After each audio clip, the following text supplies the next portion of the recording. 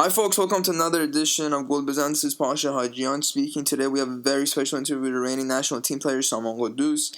He was considered Sweden's attacking of the year in the Swedish League, and he's been such a hot prospect right now in Europe, and it was a pleasure of us to have him on. The two other directors of this show, Pejman Pars and Babak Ghoddos, moderated this interview. We appreciate Saman's time, and we hope you guys enjoy this episode of Golbezan.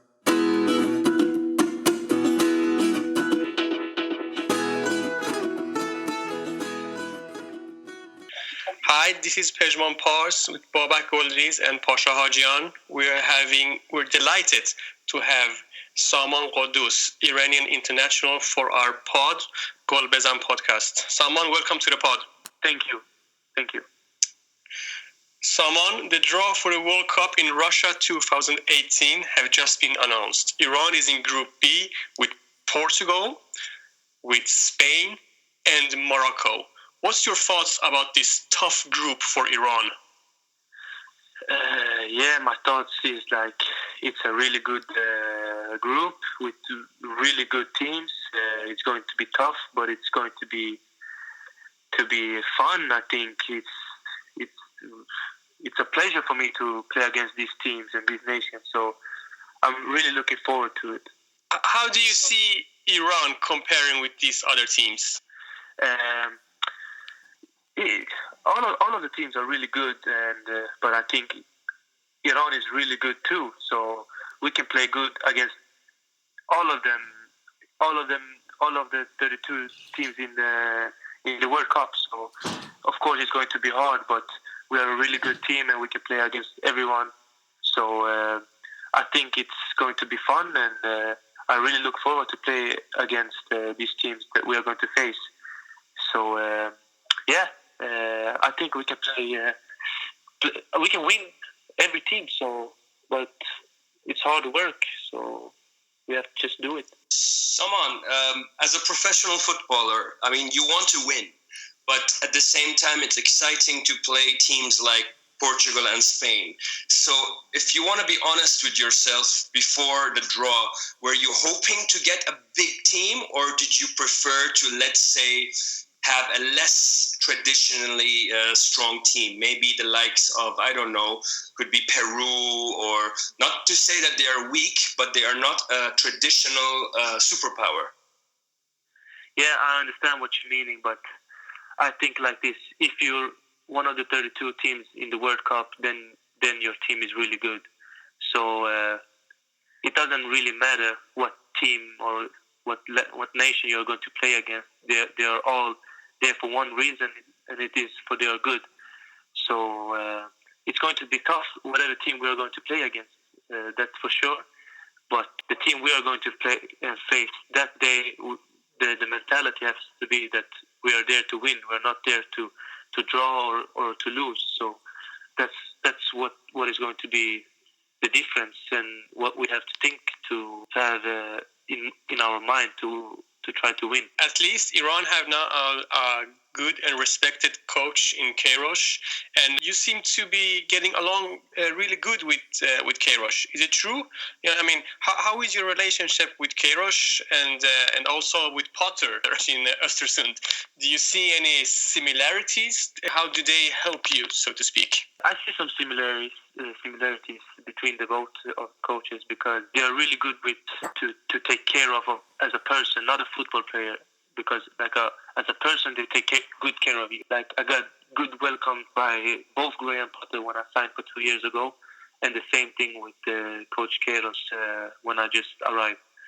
So they're really friendly, and they really want to take care of you. They really make sure that the team they are with, that they take care of you like a family, that the team is like a family, and that is really important. What I can talk about Coach Queiroz is he's giving me a good confidence, and that's really important for me, because if I have a good confidence, then I can be relaxed on the pitch and I can do what's best for me and for the team. So that's really important for me.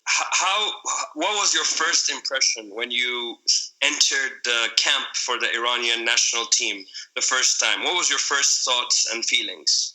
I was surprised that they were so nice to me, because the first thing they hugged me, they say I'm welcome, really welcome here. Now we are here together to win games, and it gives me a boost and a confidence that okay, like they don't want to push me out, like I'm a player that wants something bad for them. Like they see me like a family member, and like I'm here to help them, and they are there to help me. So we can reach some levels, compete against every nation that we are going to play against. So that was good for me, and that was the impression I got the first time.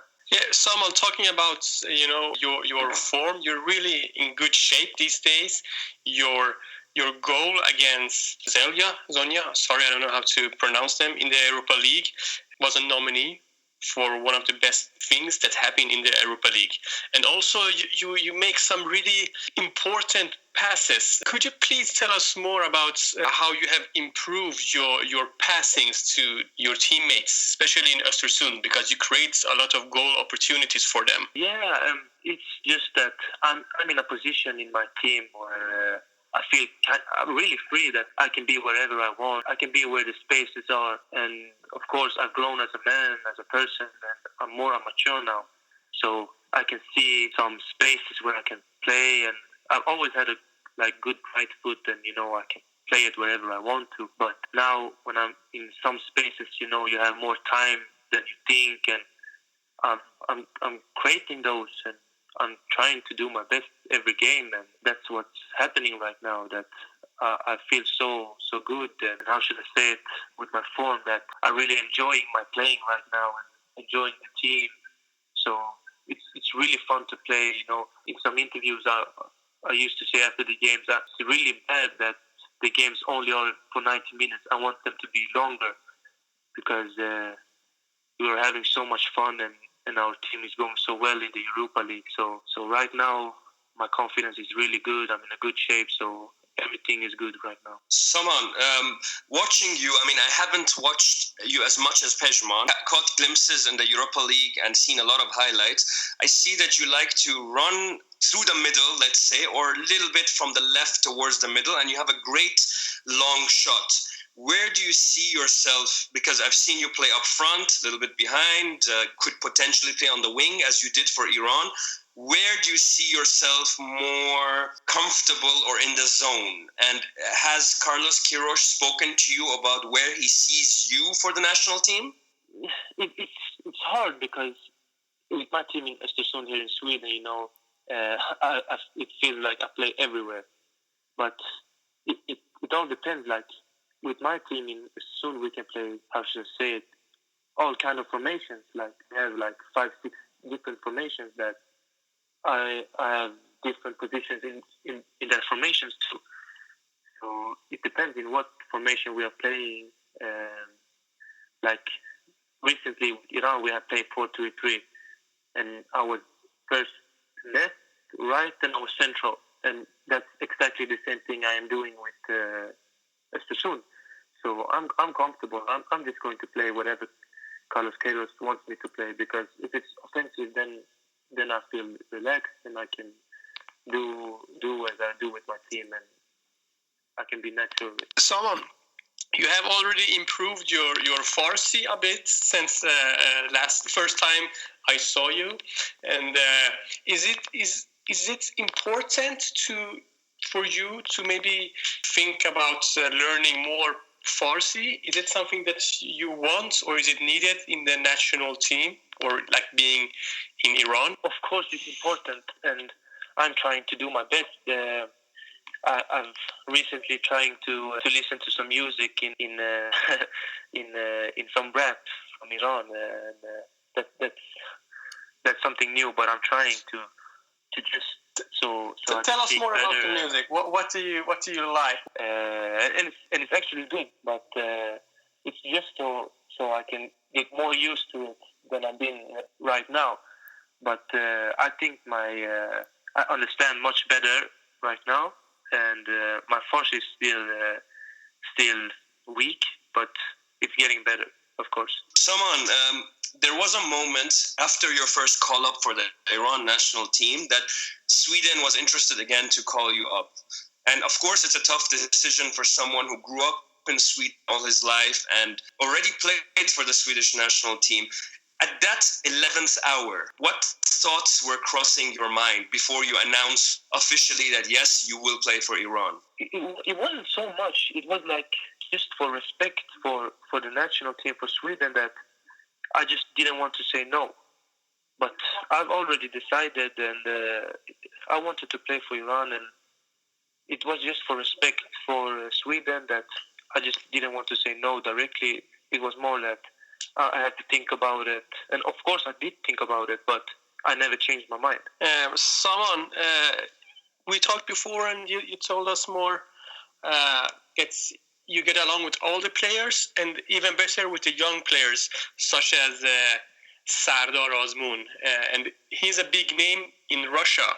So my question is, how can you describe your friendship with him? Yeah, tell us more about your friendship. Maybe you listen to rap music with Sardar, because we know he likes rap too.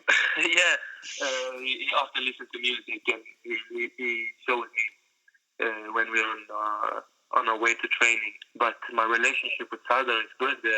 I think we clicked the first time we met. It was like I never met him before, and in training we started to kick each other and joking with each other. It's this game in training. I think everybody's playing it. You have 2 touches. You can only use two touches, and when you get like 3 dots, is like you made 3 mistakes. Then the other player can hit your. Then you lose, and then the other player can hit your ear. And we started to do that directly and started to joke with each other and hurt each other. So it's friendly, but it's and like, who won between you and Sardar? He won 1 and I won 2. So it was drawn. Yeah. Okay. Saman, tell us a little bit about your football upbringing. Who was your idol in Sweden? Which footballer did you look up to or wanted to be in the playground? And what about outside Sweden? Internationally? In Sweden, and especially the city I am from, it's Malmö, then you can't have nobody but Zlatan Ibrahimovic. Everybody loves him and everybody wants to be like him when they grow up. And they used to say the city where I'm from, like everybody got this mentality like Zlatan, like we are really cocky, like we it's hard to describe, but we're really cocky and you're like Zlatan, basically. It's a good thing, I think. Yeah, and so Zlatan was my idol in Sweden, but one player outside Sweden was Zinedine Zidane. I really wanted to play like him and really wanted to be like him, and that's some technical maybe you can see when I drive with the ball or my touch with the ball. Some people can say like they see some similarities with the drive and with the touch I have on the ball. Someone coming back to the Europa League, you have one more game left against Hertha Berlin, but your team is already qualified, and yes. Your sports manager, or what should we call him, Schindberg in Östersund, said he would never sell any of his players at this moment. What's your thoughts and ideas about that? Yeah, he's a good guy. He's very smart, but I have a good relationship with him. And I know if a good team comes and it's good for the team and good for me, then I know he would let me go for a right amount of money, of course. So it's no pressure that I have to stay. But if it's a good team, good money for the team, then I think he will let me go. Yes. If you want to say like in percentage, how close do you think he will be in a new club next season? Oof, it's really hard to tell because I have one game left and I have to focus on that game. Then after that game, we can talk about percentage. Sure thing. Okay, then let's put it another way. If it was up to you, generally, which of the leagues in Europe do you see yourself in the future? It could be 1 year down the line, could be 2, could be 3. Where do you see yourself? I always said like a league that suits me would be Bundesliga in Germany, but a dream for me to play is like La Liga, Premier League. It's like a dream since I was a kid and still is a dream, but a league that would suit me right now, how I am playing, is I think would be Bundesliga. Very interesting. Saman, do you have any, we'll soon wrap this up, do you have any final words that you want to tell the Iranian football community, the fans, people following you, for the lovers, for the haters? It feels like it's only lovers right now, and I really appreciate it. I really like that you're writing to me so kind words and like the things on social media, and I really feel appreciated, and I hope it still will go on like this, and I feel loved, and they have to know that I love them too back. I really looking forward to all the games we are going to play together, and I just want to say hi to everybody, and I hope they have a good day, and I don't know how to say it, like have a good life. Question for you before we just ask one or two questions from Twitter fans. Before that, I want to say, did you speak to any of the players or maybe the coach after the draw? What kind of reactions did you get from them? No, I haven't because I haven't been on my phone so much. I've been kind of busy because I have to pack because tomorrow we are leaving to go to Berlin. So because it's too cold to be in Östersund and Iran, so we have to go to Germany and train there. So I've been busy. But I haven't talked to nobody. I can tell you a couple of comments from Sardar Osmoon said, it's an amazing group. He was a little bit, let's say, tongue-in-cheek as well.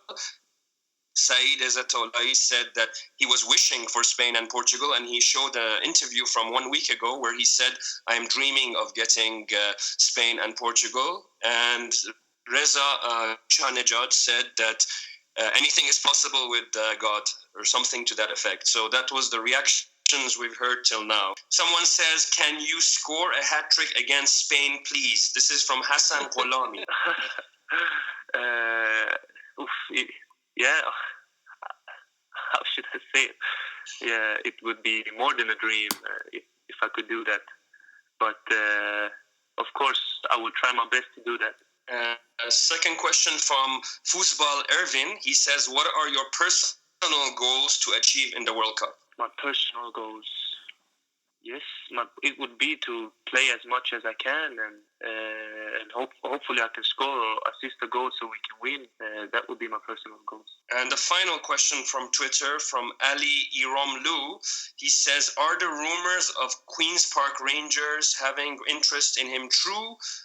And he asked also, where do you see yourself in the future? And you said Bundesliga. So is there any truth to QPR having interest in you? That I don't know, but I've heard a lot of rumors. But, you know, I always tell my agents, I don't want to hear about rumors. I want to hear some concrete things about me. And I don't want to hear anything less. So if it's rumors, then I don't have anything to say about it because I don't know. That's a good idea. Thank you very much, Saman. I have a final question. Sorry, once again, I just came up. What do you need to do to get past Sergio Ramos? Because that's the guy you want to beat when you play against him. Yeah, one of my favorite players in Real Madrid. He's a so good center back. So it's going to be hard, but I have to find out some tricks. So I can be, but I have some months to think about it until the World Cup starts. So hopefully until that point, I can come out with something that so I can dribble past. Thank you, Saman Ghoddos, for being a guest on our Golbezan podcast.com, where we give you the latest interviews with Iranian football players that play all around the world, especially in the national team. And we wish you the best of luck, both in Europa League and the national team, and hopefully we will see that hat-trick against Spain in the World Cup. Stay healthy, stay fit, and keep on doing what you're doing because you are a good you're giving a good impression of Iranian football right now. Thank you so much. It was a pleasure, and thank you for the kind words. And that concludes our interview with Saman Ghoddos. We appreciate every support as always. Thank you to Babak Godris, Pejman Parts, and Saman Ghoddos for being part of this segment of Golbezan. For folks, please definitely subscribe to us on iTunes and SoundCloud. find us on our website, golbezanpodcast.com. And we're looking forward just to spreading the word about Iranian football and appreciate the support as always. Thank you.